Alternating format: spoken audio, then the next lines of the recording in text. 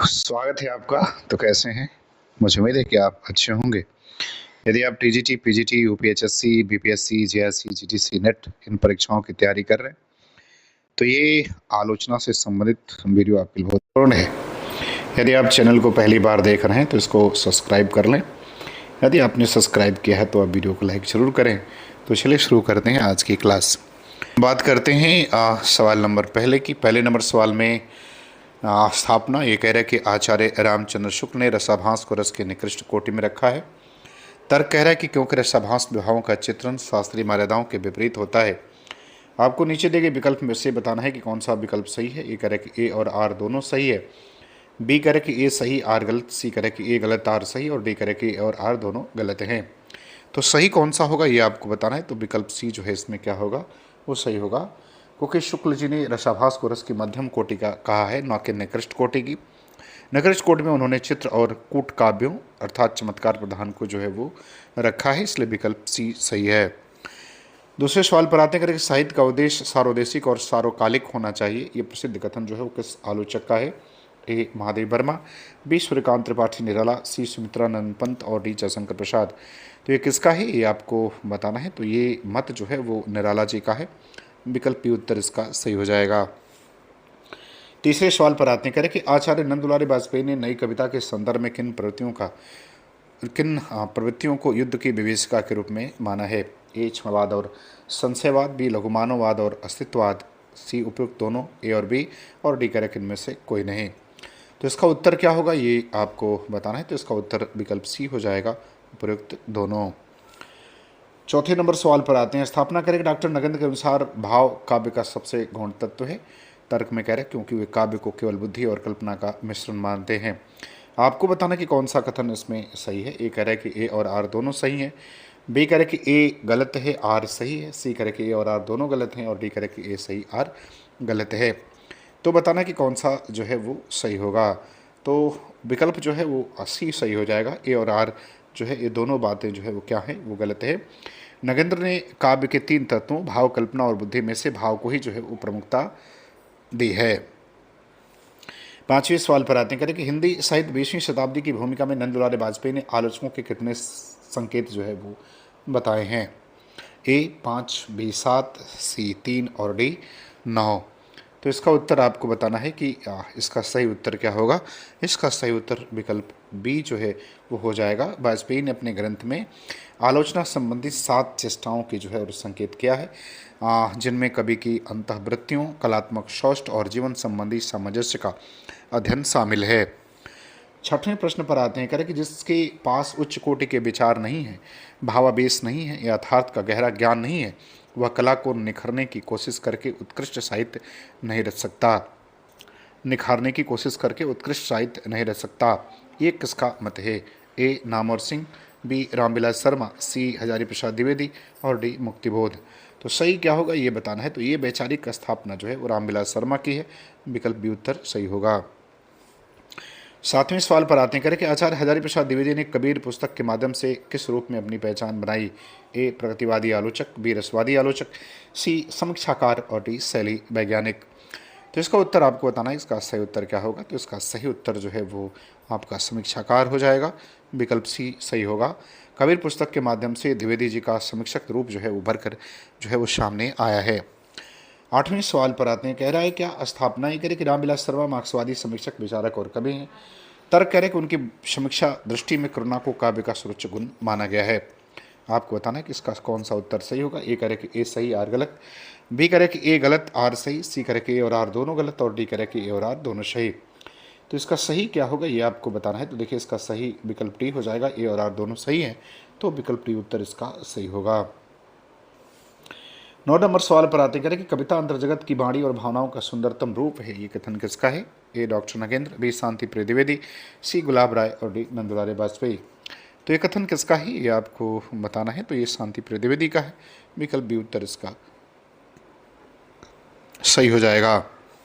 सवाल नंबर 10 पर आते करें नामवर सिंह के अनुसार नई कविता किसका नवीन उत्थान है। ए छायावाद, बी प्रयोगवाद, सी प्रगतिवाद और डी इनमें से कोई नहीं। तो नामवर सिंह के अनुसार जो है नई कविता किसका नवीन उत्थान है, तो ये इन्होंने प्रगतिवाद का माना है, विकल्प सी उत्तर इसका सही होगा। 11 नंबर सवाल पर आते हैं करें कि आचार्य रामचंद्र शुक्ल की व्यवहारिक समीक्षा का प्रवर्तम रूप किन कृतियों की भूमिकाओं में देखने को मिलता है।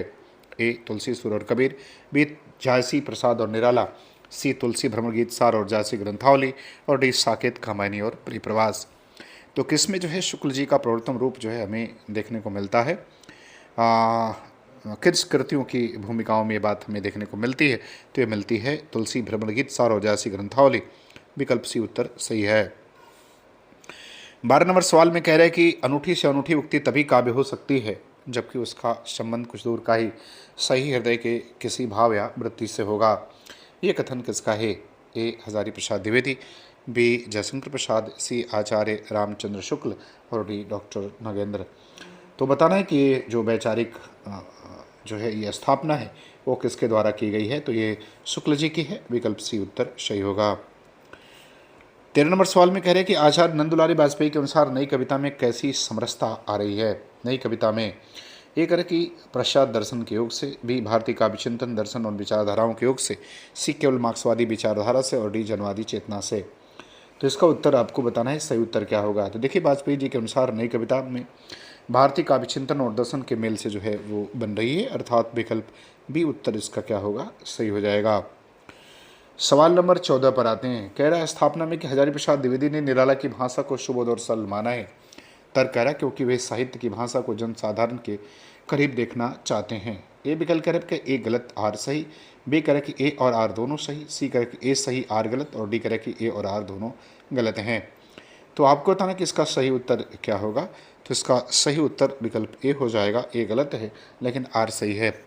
द्विवेदी जी ने निराला की दुर्बोध और दुरूह भाषा शैली का विरोध किया था, हालांकि वे स्वयं साहित्य की भाषा को सरल और सहज बनाने के पक्षधर थे।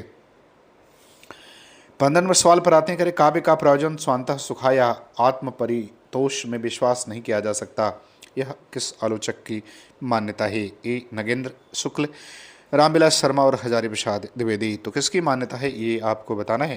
तो ये मान्यता रामविलास शर्मा की है, विकल्प सी उत्तर सही है। आलोचक की आस्था निबंध के लेखक कौन है ये बताना है। ए नामवर सिंह, बी नगेंद्र, रामविलास शर्मा और आचार्य नंदुलारी वाजपेयी। तो ये किसका है यह आपको बताना है। इसका प्रकाशन 66 में हुआ है, तो ये नगेंद्र का है, महत्वपूर्ण विकल्प बी सही हो जाएगा। 17 नंबर सवाल पर आते हैं कि हिंदी कविता की अपेक्षा कहानी में स्वस्थ सामाजिक शक्ति कहीं अधिक है, और आज उपन्यास की तरह कहानी सामाजिक परिवर्तन के लिए जोरदार साहित्यिक शस्त्र का काम कर रही है। ये कथन किसका है। ए प्रेमचंद, बी नामवर सिंह, सी रामविलास शर्मा, और डी मुक्तिबोध। तो ये कथन किसका है ये आपको बताना है। तो ये कथन जो है नामवर सिंह का है, विकल्प बी उत्तर सही होगा। 18वें प्रश्न पर आते हैं कि आचार्य शुक्ल ने काव्य में रहस्यवाद को किस प्रकार की आलोचना माना है। ए ऐतिहासिक, बी व्यवहारिक, सी सैद्धांतिक, और डी मनोवैज्ञानिक आलोचना। तो किस तरह की आलोचना माना है ये आपको बताना है। तो ये इन्होंने काव्य में रहस्यवाद शुक्ल जी की पहली सैद्धांतिक आलोचनात्मक कृति है, विकल्प सी उत्तर सही हो जाएगा। सवाल नंबर 19 पर आते हैं। 19 में आपको स्थापना में कह रहे हैं कि आचार्य नंदुलारी वाजपेयी स्वतंत्रतावादी आलोचना के प्रमुख स्तंभ माने जाते हैं। तर्क में कह रहे हैं कि उनकी समीक्षा शैली में विश्लेषणात्मक और विवेचनात्मकता का अभाव है। तो इसका उत्तर जो है आपको बताना है कि सही उत्तर इसका क्या होगा। ए कह रहा है कि ए और ए सही है, आर गलत है, बी कह रहे कि ए और आर दोनों सही है, सी कह रहे कि ए और आर दोनों गलत हैं, और डी कह रहे कि ए गलत आर सही है। तो इसका उत्तर क्या होगा ये आपको बताना है। तो इसका उत्तर विकल्प ए जो है वो क्या होगा, वो सही हो जाएगा। वाजपेयी जी ने स्वतंत्रतावादी आलोचक तो है लेकिन उनकी शैली विश्लेषणात्मक और विवेचनात्मक है, उसमें जो है अभाव कोई हमें दिखाई जो है वो नहीं देता है। तो ए सही है और आर क्या है वो गलत है। बात करते हैं सवाल नंबर 20 की। सवाल नंबर 20 में कह रहे हैं कि रीति और ध्वनि को काव्य के अभिव्यंजना पक्ष से संबंधित किसने माना है। ये कह रहा है कि आचार्य रामचंद्र शुक्ल, बी नगेंद्र, सी आचार्य नंदुलारी वाजपेयी, और डी डॉक्टर रामविलास शर्मा। तो किसने माना है ये आपको क्या करना है वो बताना है। तो ये माना है आचार्य नंदुलारी वाजपेयी ने, विकल्प सी उत्तर इसका सही होगा। सवाल नंबर 21 की कह रहे कि डॉक्टर रामविलास शर्मा ने किन तीन के संयुक्त ऊपर काव्य में बल दिया है। ए रूप, भाव और विचार, बी शब्द, अर्थ और अलंकार, भाव, कल्पना और बुद्धि, डी रस, छंद और अलंकार। तो किन तीन के संयुक्त योग पर काव्य सृजन को में जो है इन्होंने बल दिया है। तो इसका उत्तर जो है विकल्प आपका ए क्या होगा वो सही हो जाएगा। इन्होंने रूप, भाव और विचार के समन्वय पर बल दिया है।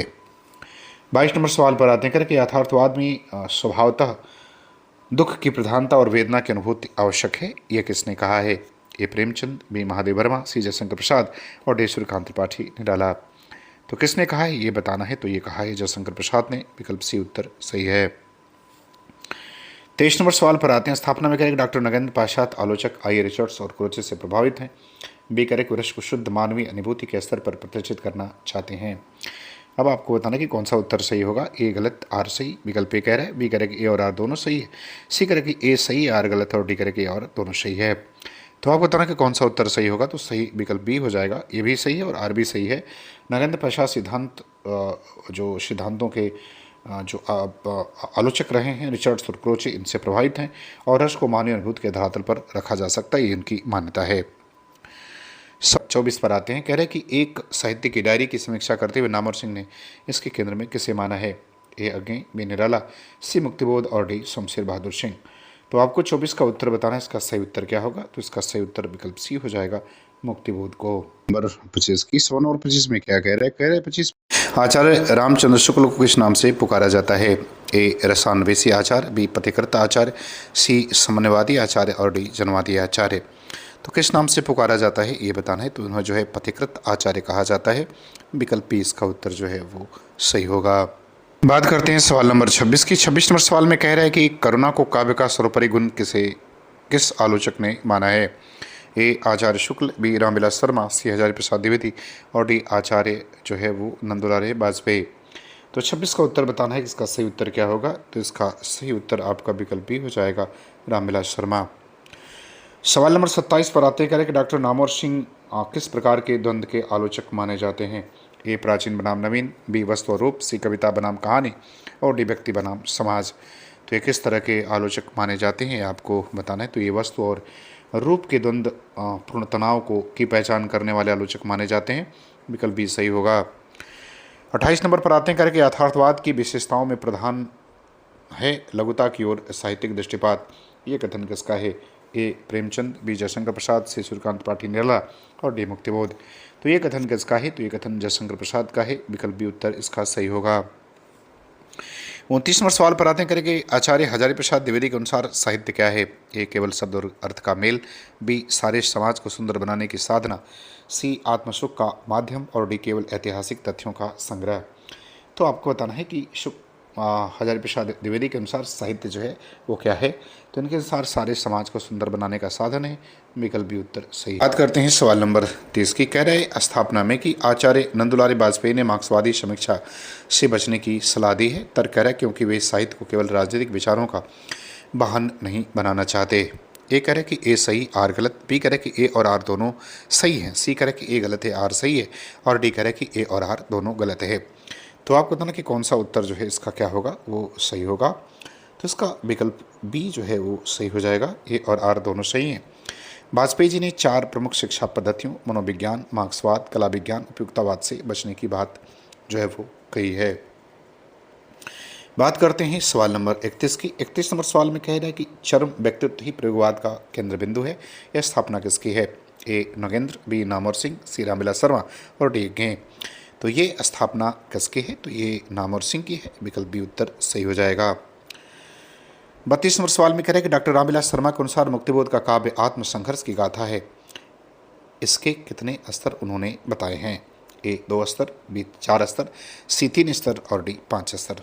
तो कितने स्तर बताए हैं ये आपको बताना है, तो इन्होंने इसके कुल 3 स्तर बताए हैं, विकल्प सी उत्तर सही होगा।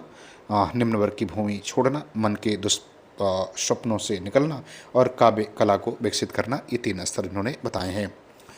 33 नंबर सवाल पर आते हैं, कह रहे कि रस ऐसी वस्तु है जो अनुभव सिद्ध है, इसके मानने में प्राचीनों की कोई आवश्यकता नहीं है, यह कथन किस प्रसिद्ध साहित्यकार का है?